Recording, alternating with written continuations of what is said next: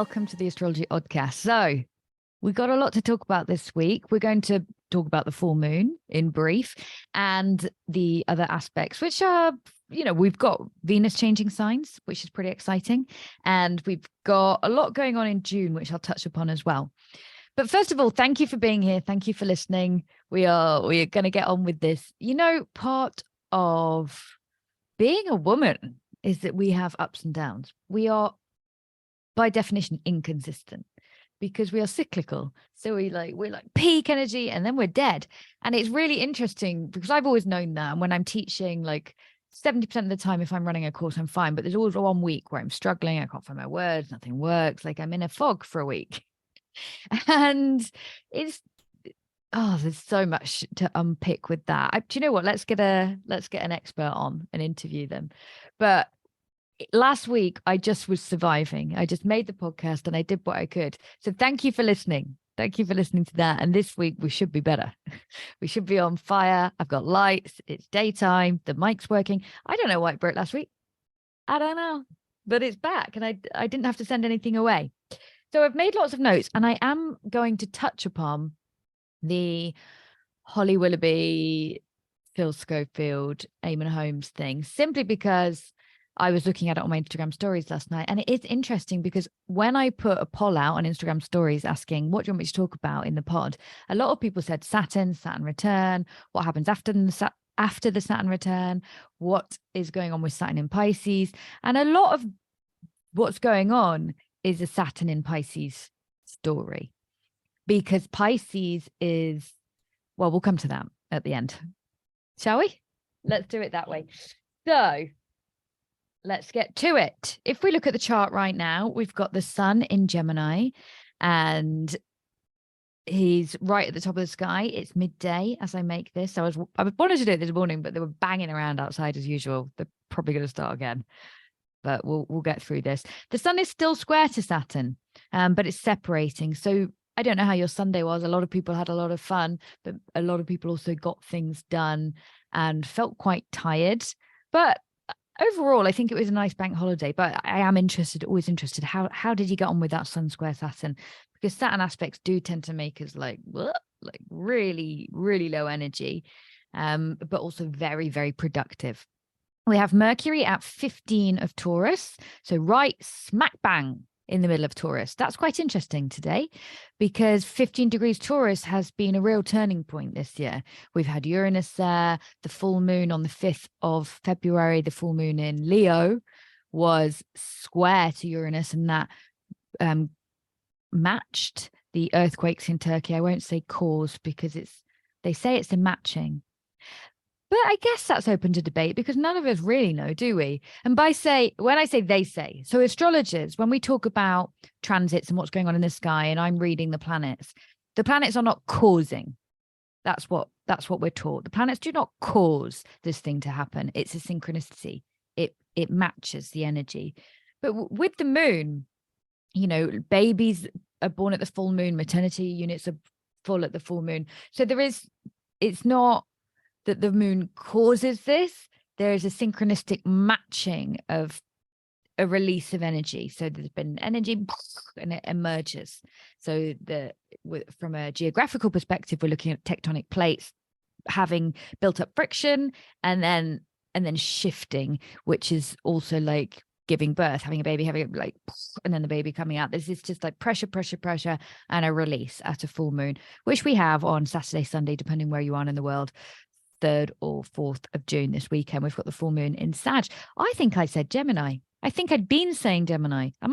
I've no proof, but I hadn't clocked that it was a Sag full moon. Don't know why. Very strange for me. And it's a really important Sag full moon because the lunar gestation cycle began at an eclipse, a total eclipse in Sag on the 4th of December 2021, the Britney eclipse. So when Britney was in the news, getting married, running away, having a baby, and then not having a baby, all of that was around that eclipse. And Britney's birthday is the 2nd of December. Okay, so Mercury's at 15. This really pertinent, interesting point, which is also a semi-square from the grand All the sirens are distracting me. Gregory doesn't have this problem. He doesn't have sirens. I keep telling myself I need this flat in London because, you know, it's quiet and it's my own space, but it's not quiet. Helicopters, there's sirens, there's people permanently drilling. They're digging up the whole road. Now they're digging up the courtyard. They're renovating the building next door. It's an absolute racket. So that also matches Mercury at a semi-square from the world axis. A semi-square, so a square is 90 degrees, a semi-square is 45 degrees. And if we have the world axis at 0 of the cardinals, which is therefore 0 of Aries, the first cardinal sign, Libra, Cancer, and Capricorn, and then we have Mercury 45 degrees away from that, so 45 degrees after Aries, it's an aspect to the world axis. So what we're going to hear about the world today, particularly because this 15 degrees point is very hot, 15 degrees of Taurus. Even the eclipse, the Scorpio eclipse, was at nearly 14 degrees and like something like 48 minutes. How many minutes was it? I shall tell you. Yeah, 14 degrees and 58 minutes. So very nearly 15 degrees. So that lunar eclipse also picked up this point. So the Mercury today is picking up that point. So this is a story unfolding in your life as well. I see no signs of it so far, but there you go. Something for you to note, particularly if you're fixed. And I actually have already had a conversation with somebody whose birthday matches that today, who was like really pondering everything, really thinking about who they are, where they want to be. And because Mercury's been retrograde, this was the point that Mercury stationed. That's it. Mercury's out of shadow today.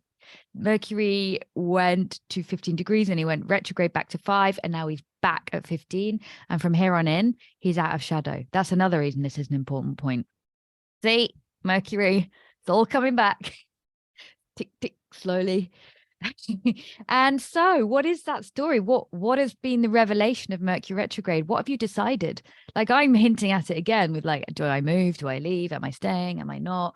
Mercury through Taurus, and Taurus is where my moon lives, my home. It's got me thinking a lot about what, although I think about it the whole time, let's not pretend, but still, for you, what is it? There's been a story, the Mercury retrograde story, a relationship, a job, a lesson, something. Perhaps today you might find that you've come to a conclusion, or you need to make a conclusion, or there's some just you've walking through the door and things are getting easier. My mum found my car key this weekend. I have a spare set, you know, and they both live at my parents' house. And that week that I was at home when the dog died, my brain broke and I lost it. And mum found it next to a plant pot, which I thought was very Mercury retrograde. You know, like Mercury's coming out of shadow, and there's my key. I found one of my pairs of my earrings. I've still lost one pair of earrings, but they will turn up, I believe. So Mercury, that's a really interesting note today to think about. What has your Mercury retrograde story been? And Mercury is now approaching Uranus, and they will meet exactly when? At the full moon. I know that. I didn't need to look that up. Which is spicy. That is very, very spicy to have a Mercury Uranus conjunction on the day of a full moon. And but it also adds to the theme. Because if you think that we've got a full moon in Sagittarius is a sign of truth and honesty and saying it like it is. And Mercury is the planet of communication, and Uranus is about freedom and truth and cutthroat honesty. So we've got Mercury conjunct Uranus on the same day as a full moon in Sagittarius. So we've got this kind of revelation, but also it's quite confrontational. It's like, I'm going to ram this information down your throat. Okay. You know, like, it's not diplomatic. This isn't Libra and Pisces softly. This is savage, ruthless honesty. And I have been thinking about these themes all morning as I've been thinking about the podcast, because I think this Holly Willoughby, etc. story, you know, stories match. It's always synchronistic. It's not one causes the other, as I've already said today. And there's something about these energies of Pisces and Libra being very, very softly. And then you see Eamonn come in being very Sagittarian and being like, I'm speaking up for all the people who haven't had a voice. This is it. He's a narcissist. Bang, bang, bang, truth. And he's got Uranus trine his sun. He's got Uranus conjunct his ascendant in the 12th house, Eamonn Holmes. Uranus, the planet that rules Aquarius, the planet that Mercury is meeting in the sky this weekend, of being like, I'm just going to fucking say it. I had to swear because it matches. Sorry if you're listening and you don't like the swearing. I'm trying to rein in my swearing, but I'm Uranian, you know, like I like it. A well-placed swear word is okay, I think, if it's well-placed. And we've got this really savage Mercury Uranus, like, I'm not fucking scared. I'm going to say it. I'm not going to complicate this. I'm not going to go running to anyone. I'm not going to pretend. And those energies are very direct. And then if you've got Pisces Libra, you've got something much more artistic, diplomatic, people who work in hospitality, people who are performers, people who are actors, people who are able to pretend. Now, pretending can be a great thing if you're being kind and hospitable and you are able to let things go. Is it pretending or is it tolerating and being accommodating? I always refer to it as pretending.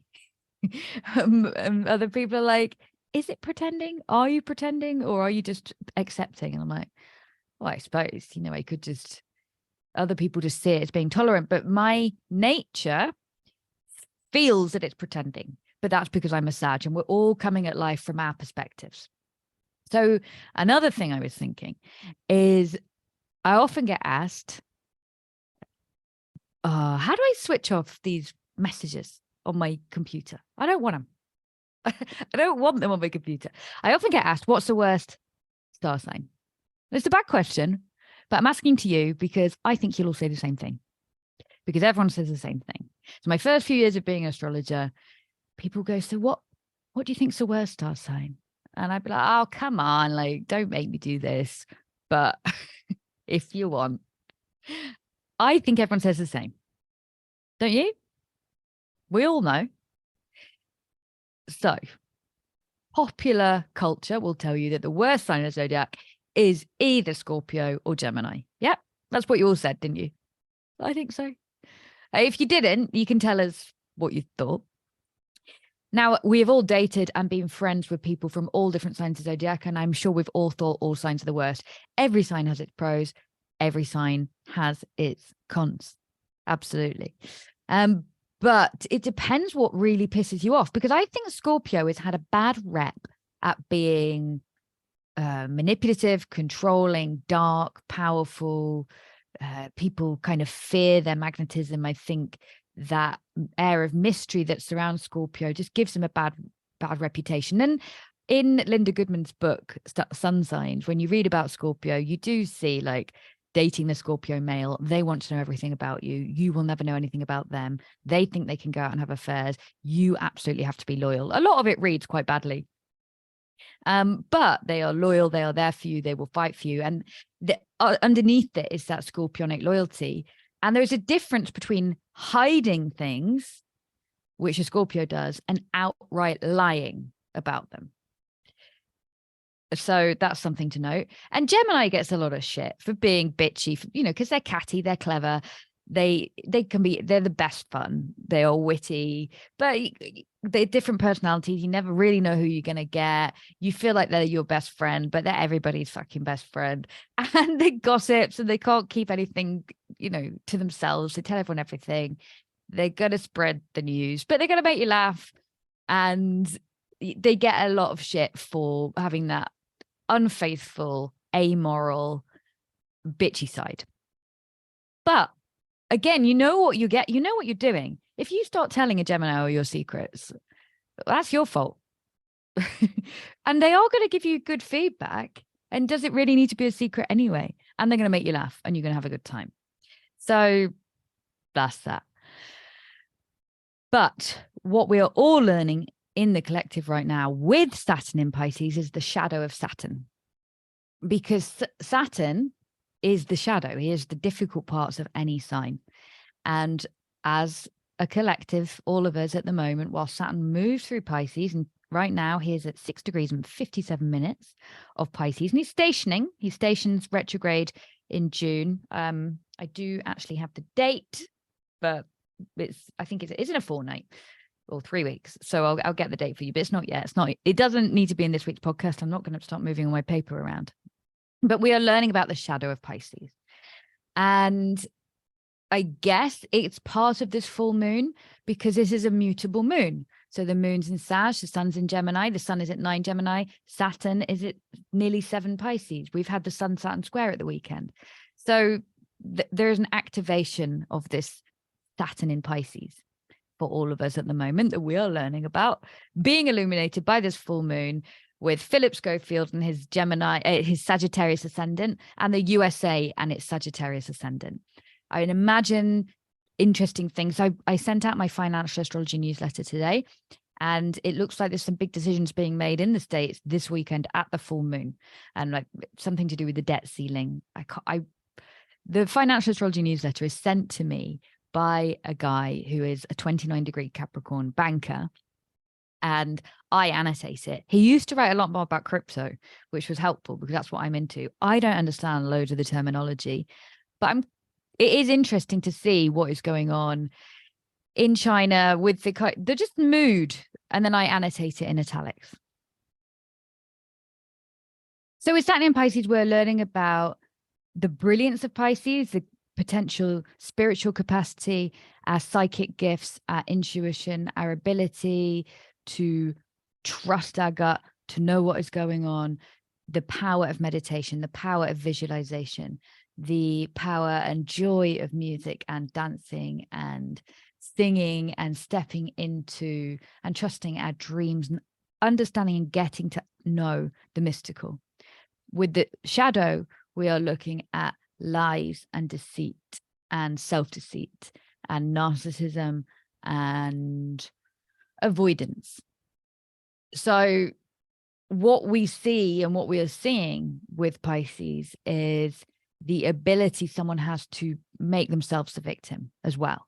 And I think it's really, really interesting because Pisces embodies the role. When you have an actor who's got strong Pisces, they are a brilliant actor because they are stepping into that.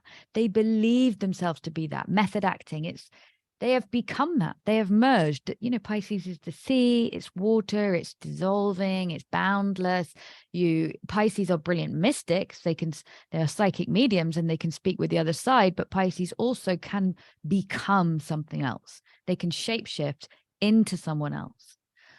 But that doesn't necessarily, and it can be confusing. That's, stereotype actors who am I? Like, it's just playing a role. Who is it?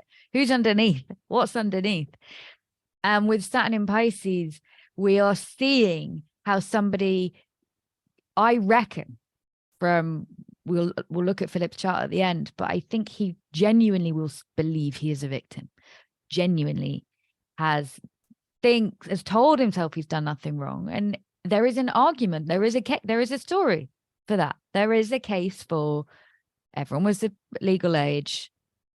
Did he do anything wrong? Well, lying about it isn't great, but very, very interesting. And we can see that in our own lives. How do we create a story about how we're innocent, or we didn't mean it, or we didn't really say anything, or we're not bitching, we're just talking about it, look, I'd say this to her face. Oh, would you? Well, go on then. Or with your career, like, do you really want this thing? Or your relationship, is this really what you want? Because with Saturn in Pisces, we are being pushed to confront where we're dishonest with ourselves as well as other people. But we're going to be dishonest with other people if we're dishonest with ourselves. Aren't we? Because that's part of the course. It's the thread. The thread is that like deep knowing of what is true and correct. So coming back to the chart of right now, we have Mercury at 15 approaching Uranus, and they will meet at the full moon. And Mercury Uranus is truth. It's money. It's crypto. Always gold. Price of crypto, the dollar, whatever this meeting is that they're having in the States at the weekend. You can go look on my Substack. I'll link it all up properly on my Instagram and everything so you can find it. But something is happening in the States on the 3rd or the 4th that is going to have, I imagine, repercussions against the dollar, particularly because the USA chart has been picked up so much. We've got Venus in Cancer. She's at 25 degrees of Cancer right now. I ripped off, there was some noise, by the way, you won't see because it'll be edited out. They started drilling and I just ripped off the page that I need so I don't have to fast. Much easier. So Venus moves to Leo on the 6th, which is good to know. And that means she's getting towards the end of Cancer, and she'll be at 29 Cancer on the 5th, which is Monday. And you know about 29 degrees. It's intense. So maybe it could be lovely, because what we've also got over the weekend is Venus trine Neptune, which is Friday, Saturday, depending where you are in the world. So we've got Neptune at the end of Pisces. Neptune is currently at 27 Pisces, and Venus will go to 27 Cancer. They will trine, and that is romance central. So remember that Venus is in Cancer. So that can be family. It can just be love of your family. Your family can be your friends. Your family can be your colleagues. Who is your family? That's up to you who your family is. Yes and no. We don't choose our family, but you know what I mean. Family generally, Cancer will generally symbolize your actual family, but it could also be your chosen family. And Venus trine Neptune, lovely day. Lovely, just a bit of a breather after all that madness, which I spoke about on my Instagram stories yesterday, because I think my chart ruler is at 0 of Capricorn, and then we had Jupiter at 0 and Pluto at 0 and Mars at 0. And for everybody, because there was 3 things at 0, it was like, what? Kind of intense and fast and maybe exhausting. And that's separating a little bit this weekend. Obviously, well, not obviously, but it to an astrologer, it's obvious that once Venus leaves Cancer and then she gets to 0 Leo, we are going to again have Venus at 0 Leo, Pluto at 0 of Aquarius, and the nodes are still at 2 degrees, 1 degree. They're retrograding and going forwards of Taurus and Scorpio. So we're going to go back to that tension, touchy, don't steal my toy, that's mine vibes, fixed energy. But the weekend is a bit more of a breathe, put your shoulders down. You don't need to work so hard. And we've got a party moon as well. So we've got the full moon in Sag, party moon, Sag Gemini party. It's not Capricorn, is it? The moon will move to Capricorn when we get it, when we get all stressy on the 6th, 7th, and 8th, and probably late on the 4th. So no, on the 5th, excuse me, late on the 5th, Monday, late Tuesday, Wednesday, we have the moon in Capricorn, and then Venus getting to Leo. So those days, once Venus is in Leo and the moon is in Capricorn, is like, come on, back to work, bitches. But whilst we've got the moon in Sag and Venus in Cancer, we're like, nice, breathing, seeing people, enjoying ourselves, listening to music. Venus trine Neptune. So yeah, lovely. But until then, we are building to the full moon. I am feeling it, but not like in a psycho way. And what I mean by that is the full moon in Scorpio that we had last month. The last full moon was an eclipse, and we were between eclipses, and it was very psycho and stressy. And everybody was like messaging me, and everyone was like, what is going on? And if I look back at that time, I can just feel the intensity of that week of coming up to the full moon and just being like, push. Whereas this feels more Sag. It's like, yes, we've got a full moon. We're very busy. We're very hyper. Lots going on. But so far, touch wood. I mean, I'll tell you again next week. It feels more the energy push and summer's here and the sun's out and let's get out there, let's get active, let's be busy, let's go, that's more of the feeling. And also I feel like working and publishing and putting things out there and bringing people together and sharing and maybe oversharing like a Sag,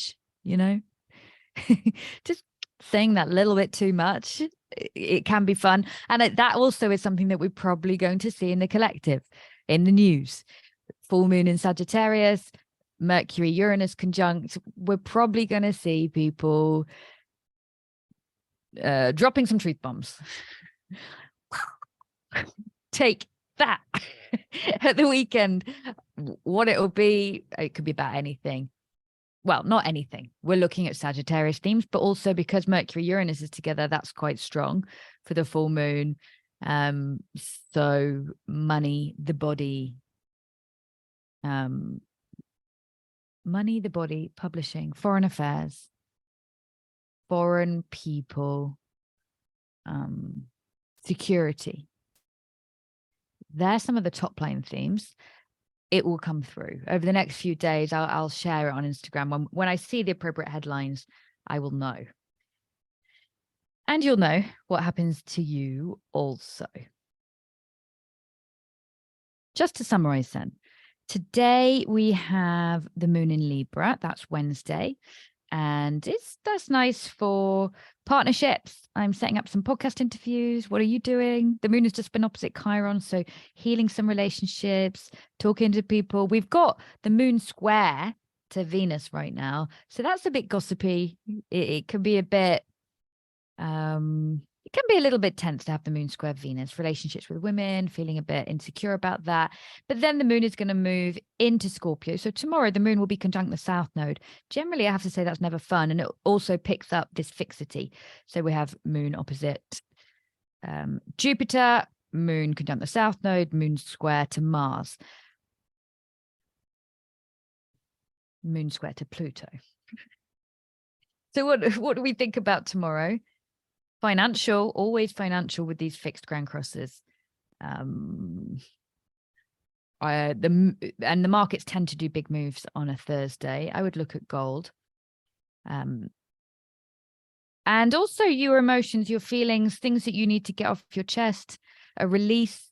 It could be a great release. It could be finally doing something, connecting intimately with someone that you could be motivated, pushed into connecting with someone. It's very motivating energy. It's not exactly relaxed. It's pretty tense. It might be quite painful. It might be confronting some really dark, painful emotions. It might be confronting you might just have a lot to do. You might have to be fighting against yourself, against your own energy levels. It could be about organizing your finances. It could be about creating something that is going to make you feel more empowered. But I would say that it's a very motivated day tomorrow, Thursday the 1st of June. It's not low key. June opens the door with a bang. It's like, boom, here we are. It's June. Ready? That's the feeling that gives me. And Friday, the moon moves to oppose Uranus, unpredictability, rail strikes, Mercury's coming up for Uranus. Okay, he's out of shadow, but in the UK, I don't think travel's going to be all that good, I have to say. And moon opposite Uranus also, it's unpredictable. The plan's going to change. You didn't know this was going to happen. You didn't know that was going to happen. But the moon is moving towards Neptune and forming a grand trine. So we've got Venus now at 27 on Friday and Neptune at 27. And then by early morning in the UK, or very late Friday evening, let's say in the UK, different in the States, a bit 5 hours later in the States always, or 8 hours later in the States. But I'll read for the UK because I think a lot of you are here. But either way, Friday, Saturday, grand trine in water, like we've already said, very beautiful, very beautiful. Lovely vibes. I love a grand trine in water for just relaxing, connecting with people. Yes, we're sensitive, but isn't that nice to feel appreciative for the people you've got and what you've got? And we still have Jupiter in Taurus. I don't know what he's doing, but he's conjunct the North Node. He's bringing us abundance. We are settle in, eat a meal, appreciate the meal, put your phone away. It's about really tuning into everything that's in front of you and just being super grateful for what you've got. And then the moon moves into Sag on Saturday morning, and that's party time. I hope that's what it is for you. I hope it's not. I know what I wrote in cycles, but particularly because, when I write cycles, my moon journal, I always pick a tarot card to go with it, to just give me clarity, give me just an extra, like, okay, this is what I would be focusing on. And I picked the 5 of Wands, which is an argumentative card. It's about fighting.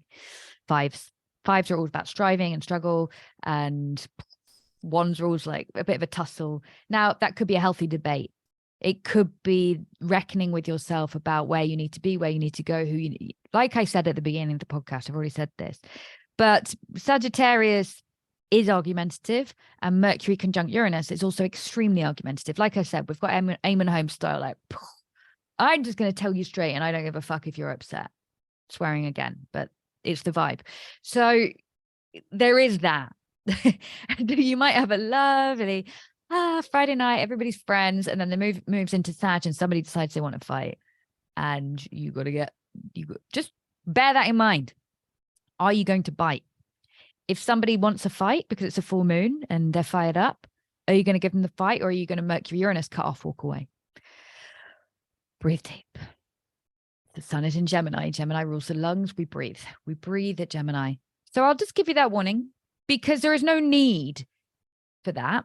There is no need for us to get embroiled in needing to prove a point, needing to be right, needing to get up.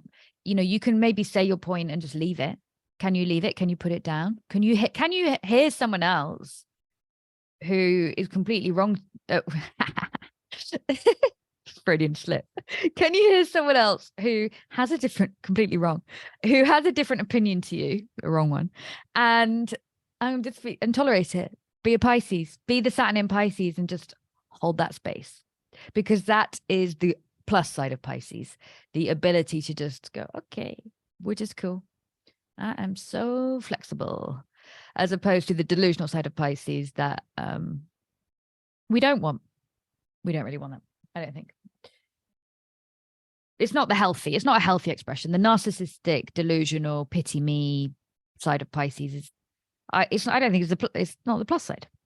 Everything has a plus, everything has a minus. So you hear what I wrote in Cycles. We explore the differences of opinion.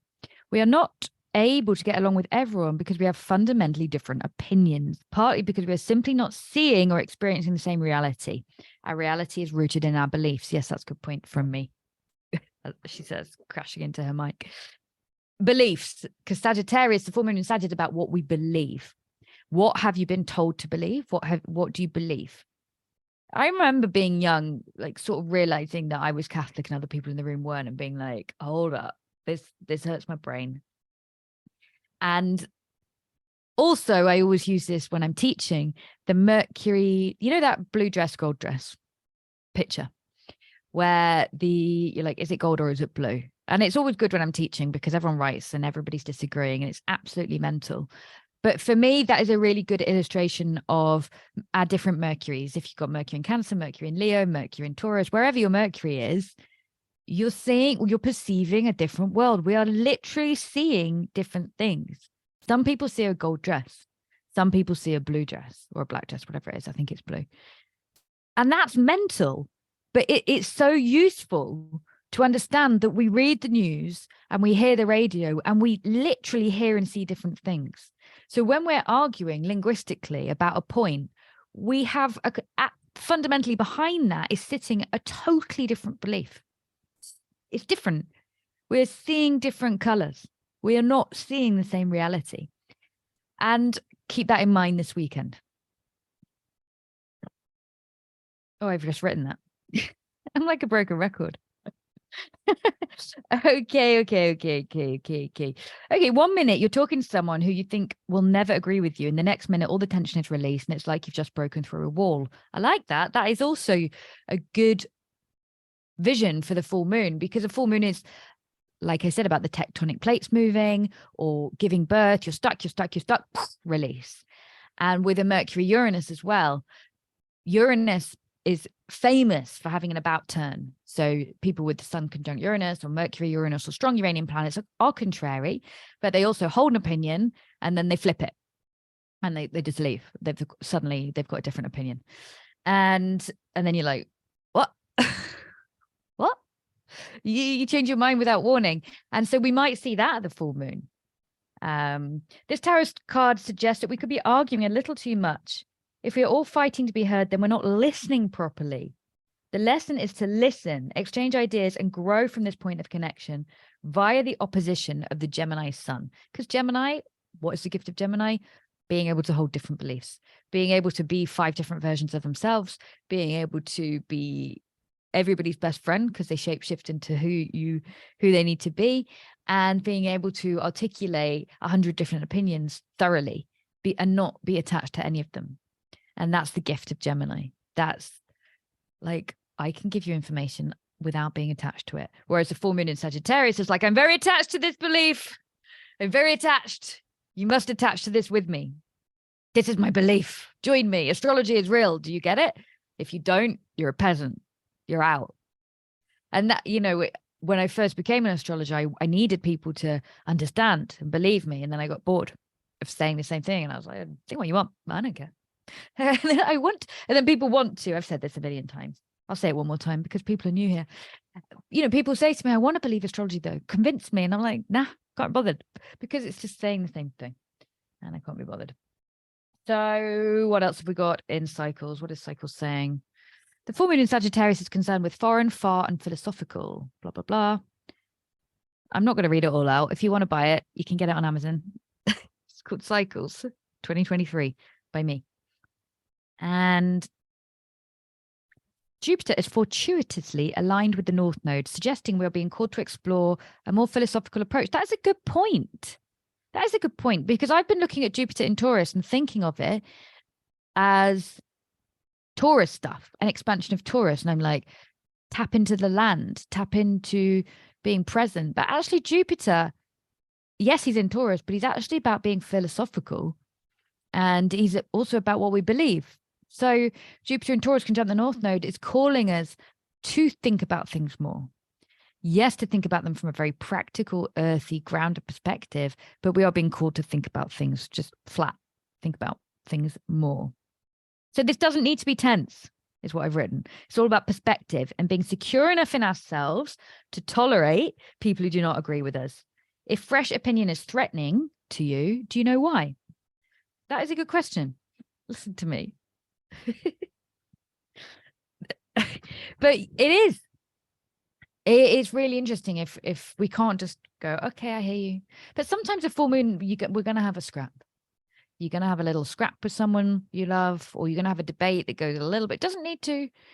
But I always wonder this when I read what's online, you know, the holistic psychologist. Did I say that right? The holistic psychologist. And people, you know, you read on Instagram about conflict resolution and not fighting. And sometimes I'm like, but, you know, do we not need to just argue sometimes? Please tell me what you think to that. Because, like, is all this healthy communication good? Yeah, it is. Like, let's 100. Is it real though? And that, I guess maybe that's the Sagittarius in me as well, being like, do I have to pretend to think you're right? Can I not just say, do you know what? You're really fucking annoying. And I can't stand that you can't see this. Because that crunch sometimes it's like, I'm being real, you're being real. And as long as you don't go too far, you get to know each other. Because this kind of sitting by the edge of the pool all the time, being like, yes, I understand that. Oh, that sounds good. Being very reasonable all the time. Don't you just want to like get in the pool and splash each other and then get out? Again, I don't know what I'm talking about. I'm not a psychologist. But I think you understand what I'm saying. I do sometimes wonder like, if all this maturity is what we want all the time. Like, it really is great to be mature. We don't want to be throwing all our toys out the pram at every full moon or every time there's a Mercury Uranus. But do we not want to just be brutally honest sometimes? Because if Eamonn Holmes wasn't being brutally honest right now, if he wasn't doing, so he's the 3rd of December, yeah? The eclipse that I'm talking about that was on in 2021 was on the 4th of December. So this full moon also is the blooming of something that probably happened to him at the end of 2021 when his sun was eclipsed. I don't have the dates for when he was kicked off or when there was a big fallout in this morning, but I imagine it's around then. And that's what you see. Whatever happened back then, early 2021, comes to light at the full moon. And because that new moon 18 months ago was an eclipse, it's going to be pretty potent. And if Eamonn didn't start, go to the press and say, people are going to think I'm a dick. I'm going to get backlash for this, but I am going to sit and I'm going to be interviewed by a journalist, and I'm going to tell the journalist that this guy's been a dick. He's rude to everyone, and he's a liar, and he groomed this young lad, and everyone at ITV knew, and boom, here's the fucking information because you need to hear it. And that is a full moon thing to do. That is where we're at. At a certain point, you just have to say enough is enough and call it out. And I do sometimes think in relationships as well, we have to do that. But I had not an argument, a debate with my therapist a while ago, because she was like, you could just do this, that. And I was like, well, I don't want to. I don't want to. I want to say it straight, because otherwise this is going to keep happening. And I'm sick of this happening. I'm sick of like playing it cool, talking it down. I don't want to do that anymore. Bang, in your face. Now leave me alone. Oh, God. Right. So what else are we saying? I want to talk about this, the Saturn. So the questions I got in the podcast today, people were asking me, I'm 32, but my Saturn return feels like it's not finished. What's going on? Well, A, I haven't seen your chart. It could be other transits. B, you have your shadow Saturn return. So this also brings in another question that I was asked. Somebody asked me, what's my favorite predictive tool in astrology? My favorite predictive tool, probably transits, because it's what I use the most. I have been amazed by the power of my solar return chart this year and transits to my solar return chart. Whenever the sun hits the degree of a planet in my solar return chart, things have happened. It's been remarkable. And I wasn't even sure that was a thing, but it's been a thing. So that's been really, really useful this year. If you don't know what I'm talking about, then come and do Learn to Predict. Or first, you might need to do Learn to Read Your Birth Chart, which I'm probably going to put out at the full moon, because it's a full moon in Sag, and Sag is learning, and you do the math. That's how it works. Sag is higher education. And so we need to learn more. So there's Learn to Read Your Birth Chart and Learn to Predict. You do Learn to Read Your Birth Chart first, and then you do Learn to Predict. Now, so my favorite predictive tool, I can't say I love them all. Transits is what I use the most. I think about transits all the time. I find solar arc really useful as well. And at 32-ish, you have a solar arc that Saturn hits your solar arc Saturn, and you kind of do get the repercussions of your Saturn return again. If that's too much for you, just ignore that. That would, this is the risk of answering these questions without teaching what solar arc is right here, right now. Now then, Saturn in Pisces, I've already touched on. So what is going on with Saturn in Pisces? What are we seeing in the collective?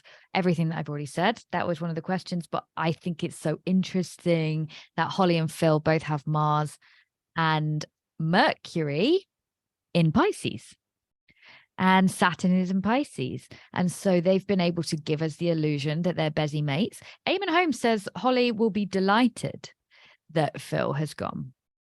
And that's what she's always wanted. And I've looked at their charts, and she's got the moon in Taurus at 5 degrees, thereabouts. Either way, I don't think her chart is timed. I think it's just we don't have the time of birth. But if Jupiter is on her moon, then Jupiter transits are good, no?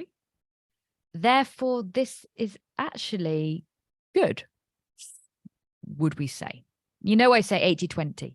So if Jupiter is on your planets, then 80% of the time it brings you something good. 20% of the time it blows everything up out of all proportion. And with Jupiter on her moon, I'm like, oh, right. I think there's a bit of a lesson here in lying, because Saturn is on her Mercury Mars, because hers is very early. Have I written the degrees here? I think her Mars is like 1 or 2 degrees, and her Mercury is like 4 degrees of Pisces, and Saturn's currently at 6. So that's still within orb. And I think there's a bit of a lesson here about avoiding just going, oh, I didn't know anything about it. Bye. I think there's going to be a lesson here. There's going to have to be some kind of public apology, public explanation of what actually happened, because I don't think people are going to just be like, we believe you, because I think people, it's all partly because Saturn's in Pisces, and partly because Eamonn is just like, you know, Eamonn's been eclipsed and there's a full moon, and the full moon is showing everything that had been previously eclipsed, hidden. And I think there's a lesson there. But with Jupiter on a moon, actually, she might be protected, and that actually she'd been playing along with something that perhaps she didn't love, particularly given that she's an Aquarius. So she's had Saturn on her sun for the past year or two. So that can't have been easy the past couple of years. Ask an Aquarius how the past couple of years have been. They'll tell you. So I was actually quite, you know, I looked at that and I was like, okay, I think that. With Phil, his Venus is 26 Aries. And he's an Aries, he's 10 degrees Aries. But what do we have? We had the eclipse at 29 degrees of Aries. Yeah, that's correct. 29 degrees of Aries. And we would look at any eclipse, we would look 3 degrees either side. So if his Venus is 26, that's 29 minus 3 is 26. His Venus, his love affairs have been eclipsed. So I think that's one reason. Someone asked me, why is this all coming out now? I would say that. 1, eclipse to his Venus. 2, eclipse to his Neptune. His Neptune is 12 degrees of Scorpio, and the Scorpio eclipse was at 14 degrees of Scorpio. Neptune, secrets, illicit things.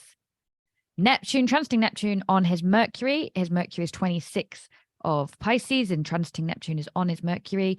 Confusion. And that's when I saw that as like, he actually believes it's all okay. I think he genuinely believes the lies he's told himself. Genuinely. He fully 100% doesn't think he's lying because the delusion is so deep. That's what I would take from that. Because Neptune is like being drunk. You know when you're drunk? Oh, back in the day when I used to like drink.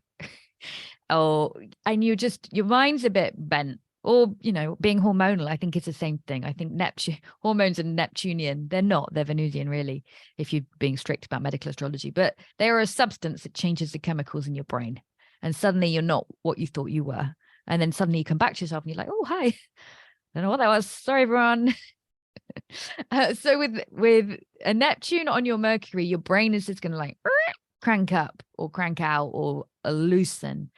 So again,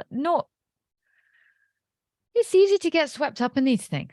We all get swept up in things. And I do feel that the structures are the problem. If a structure allows this to happen, if management allow these things to happen, if nobody calls anyone into the office, if all the camera people and all the sound people and all the runners and everybody on the show knows what's going on, everybody knows, but the top aren't dealing with it, there's an issue there. And it's a bit like Matt Hancock. It's a bit like the government, in as much as, why were they allowed to give the PPE contracts away? Why is there's this kind of insular brokenness that isn't confronting this? Did you watch The Morning Show? I watched The Morning Show on Apple TV. I don't watch TV, but I think I watched it because Jennifer Aniston was in it. And it was advertised a lot, wasn't it, at The Morning Show? It was probably 2016, 2017. And I watched it on my phone because like you could subscribe to it via Apple TV.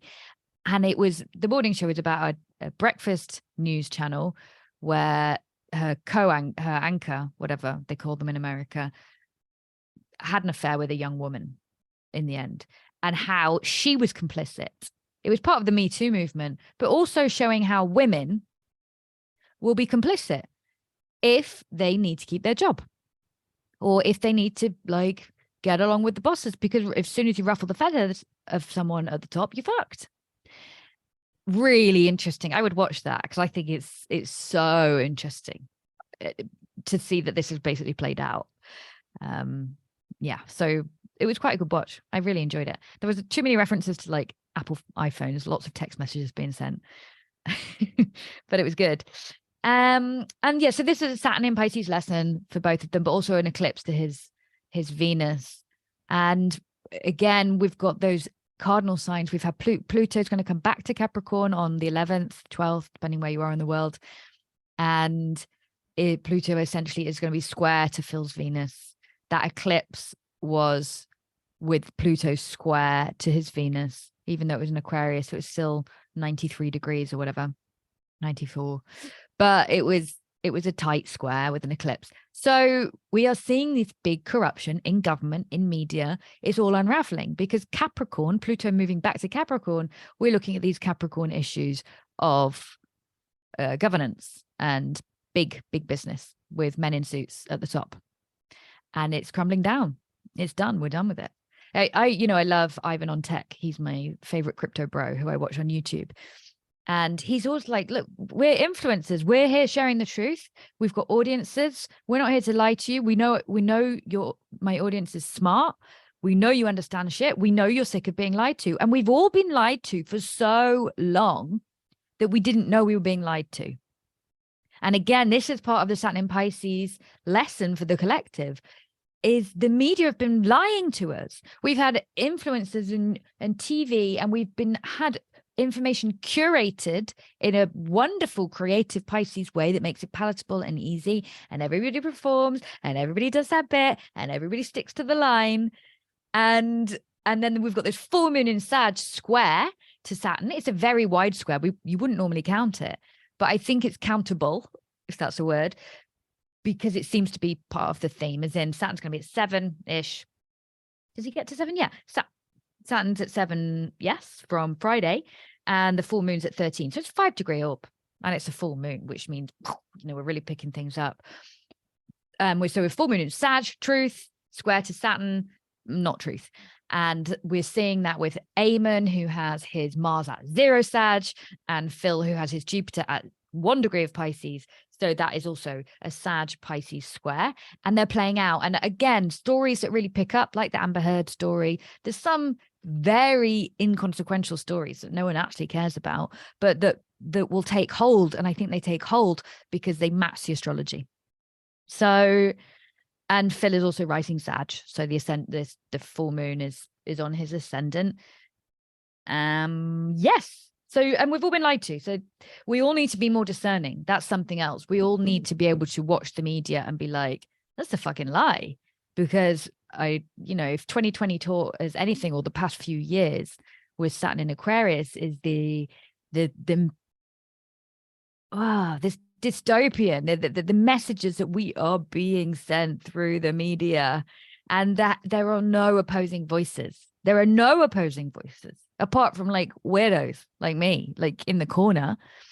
But there's just this big prevailing message that unless you go looking for information, we're just told the same thing. The newspapers are all saying the same thing, maybe different side of the same coin, but it's all like same. And that performance, it's all like, it's all blowing up. It's all blowing up.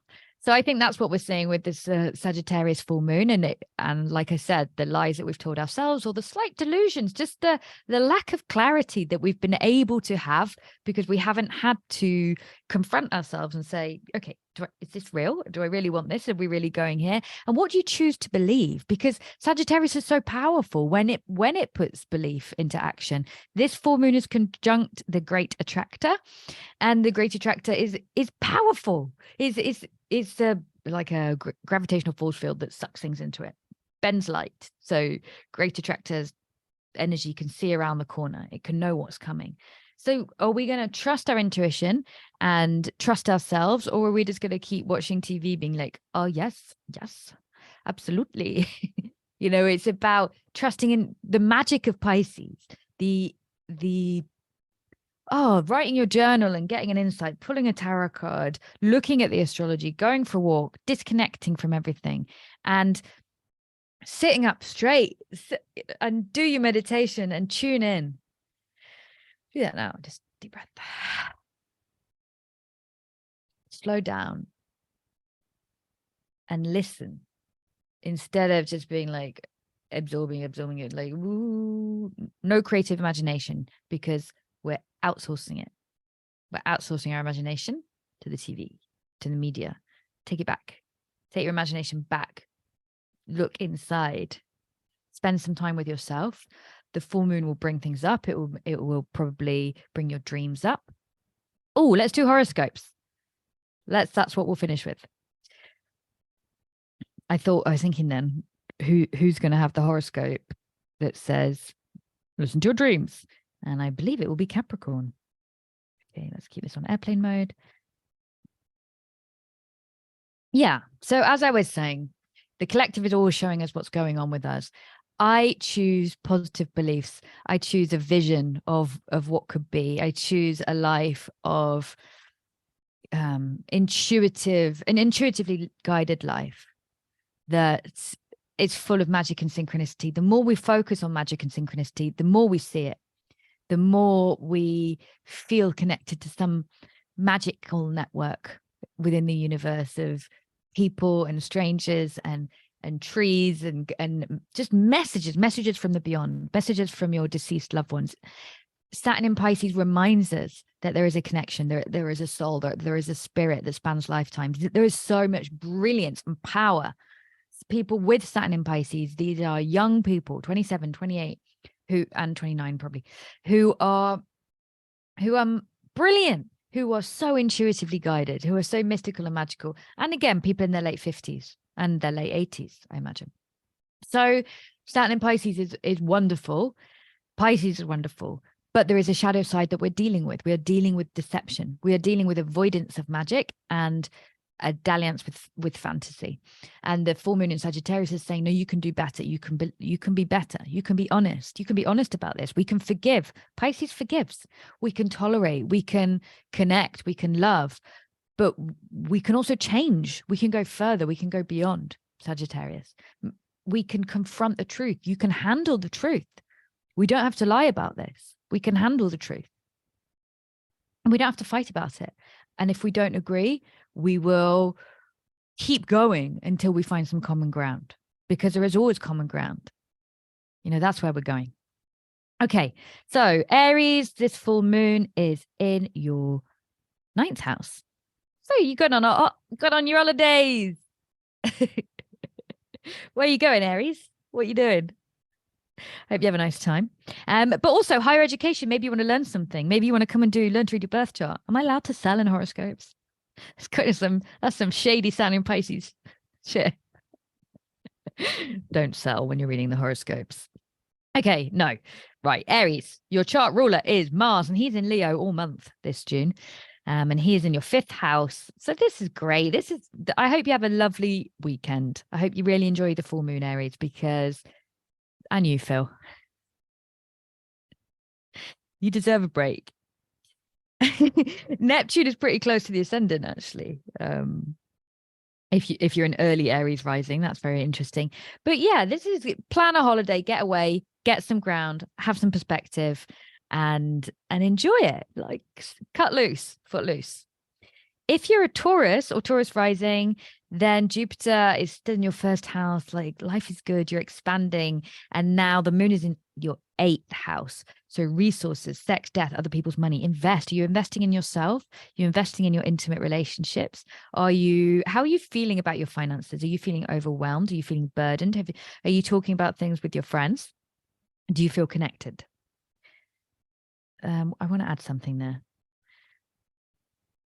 Yeah, I think, the Taurus, this is bringing up some secrets, and we are looking at your intimate relationships. There's been some intensity there. I think maybe getting some space to think about what actually matters to you, where you want to invest your time, and just letting it go. Maybe it's quite fixed. We've got this Mercury Uranus in your sign. You're quite fixed, but maybe you're able to change your mind and let it go. Gemini. Mercury, your chart ruler, is conjunct Uranus in your 12th house. So your dreams could be quite prophetic also, even though the full moon is actually in your 7th. So this is the relationship full moon. So this is either the end of a relationship, the beginning of a relationship, but something where maybe you want to get out and date, or you want to celebrate your loved one or ones, if you are a Gemini. And you are, I would like to think, cutting loose, having fun. I would like to think everyone's having fun with this party moon. But it's definitely about your one-to-one relationships, Gemini. Cancer, it's about work and health. Have you been overdoing it? Perhaps you have. Watch what you're eating. Maybe don't. One less slice of toast could be just for health reasons. We're talking about health, your daily routines. What is it about your day-to-day routine that needs to change, that you can go, okay, Done. Celebrate that. Celebrate that work project that's finished.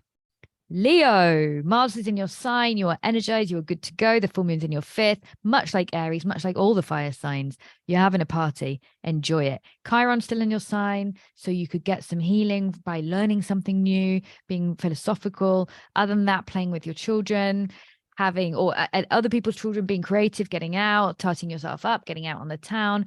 Very, very nice. Virgo, full moon is in your fourth. You're tidying your home, you're moving your home, you are spending time with your family. Mercury, your chart ruler, again is conjunct Uranus. A very sudden change of events, change of mind. You don't want to fall out with anyone. This is, you are caught in this mutable situation with Saturn in the sign opposite. So it's like confront yourself. Again, like I was saying, are you being honest with yourself? But other than that, let it go, forgive, move on, enjoy it. Libra, it's in your third house of communication. So you are saying something that needs to be said, perhaps. You are looking at your relationship with your siblings, with your neighbors. Venus is in Cancer. You're having a lovely time. You are hosting. You are planning the party. You are organizing the get-together. You are bringing people together for networking. And you are thinking about what is true to you. What, again, needs to be said. Libra might avoid the truth, but I think you're being pushed to confront something here, Libra, that you've been sitting on. Scorpio, this is in your second house, full moon, of values and cash and self-worth. Mercury, Uranus, Jupiter, all in your seventh. So there could be some change to your relationship status, and you could have a very confronting conversation with someone you love at this full moon. But also someone can magically come in and you're like, whoa, where did this come from? I didn't know you. And now we've got this amazing connection. So that's the other side of this Scorpio. You never know when Uranus is involved, you never know which way it's going to go. But a lot of this could be to do with how you feel about yourself. If you feel threatened in your relationships or by another person, a lot of that could be to do with your self-esteem, and maybe just sit and reflect on that for a little bit. Sag, it's your full moon. The sun is in your seventh at the minute, and Mercury will be moving into your seventh. When? Oh, listen, the plane is coming. On the 12th, the same day that Pluto changes direction. Yeah, the 12th is a big day. We'll be talking about that next week. So yes, we have the moon. This is your party moon, Sag. You're in the spotlight. Get out there. As I've said, the fire signs are having a great time. Mars is in your ninth. You're planning your travels. You want to go. You want to get out of there. When Venus will move into your ninth as well on the 6th.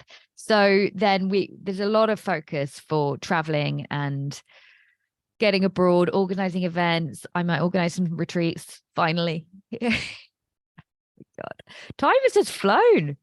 But yes, astrology retreats is a thing, and it is happening, particularly with Jupiter and Taurus. Come on, we need to get into nature. Capricorn, you are the ones with the dreams. The full moon in your 12th house. You're the ones waking up with this, like, oh my God, it's all clear now. Spending some time getting to know yourself, with yourself, listening. Everything that I was talking about with Saturn in Pisces is really important for you right now. Aquarius, it's in your 11th house, your favorite party zone. You are the 11th sign of the zodiac, so it's about networking, bringing people together. Uranus is conjunct Mercury. Your chart ruler is conjunct Mercury in the 4th house. So yeah, it's like home, your family, and bringing everybody together to meet your family. There's something very nice there. If you do anything, I would be having a party at home, Aquarius, or doing something where you're connecting with a lot of people. The sun is transiting your 5th house at the minute. It's air sign to air sign. It's a very nice time for you. It's Gemini season. We are looking at the spotlight being on the fun section of your chart and your friends, and bringing them all together. Pisces, the full moon is in your career zone.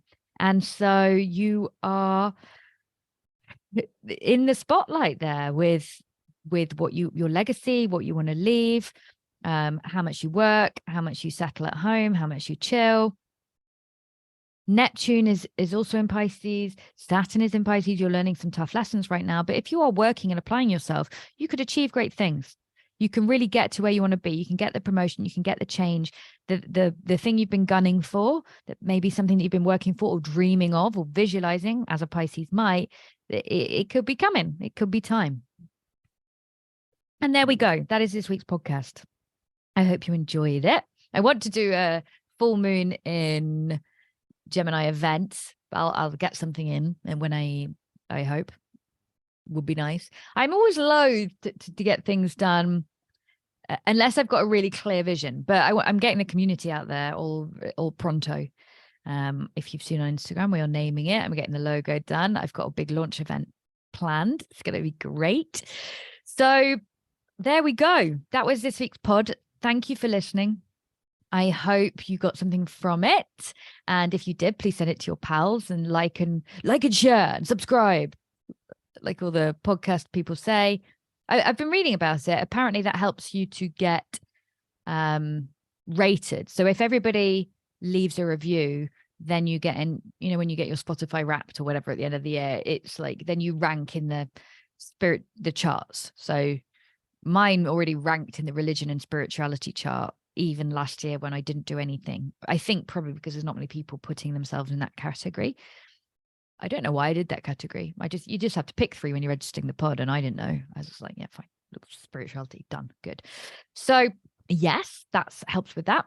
And apparently, if you get everybody to vote to do it on the same day, then you get pushed into the ranking. So even if everybody does it on one day, then you can be like, oh, I was second in the charts. Even if it's for 2 minutes, then you can still say that for the rest of your life.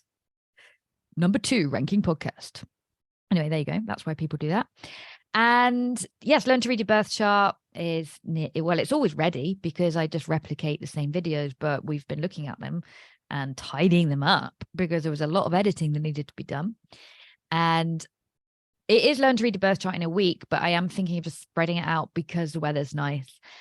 That's it. And so instead of being like, right, every day we'll do a video, it's like every other day, or we'll do something so that in between you can go and sit in a park and read your books and actually just to have a bit more of a slower, richer experience that's not so intense. Because I think if we have a really sunny week and you're on Zoom every night, I don't know. I don't think that's motivating at this time of year. I think it pays to be flexible at this time of year. But that's just me. I might be wrong. But sometimes I do it week, sometimes I do it month. I'm always just led by what feels right at the time and what's going on. Okay. Thank you for listening, and see you next week. This has been Francesca Oddi on the Astrology Oddcast, where we talk about the astrology of the times, what's going on in the news, kind of feed in things that are going on politically and weave them into the astrology of now. Instead of just focusing on the astrology, it gives a little bit of context. And I hope that people who aren't massively into astrology still really follow the plot of what's going on, and we get to feel into how these themes relate to us.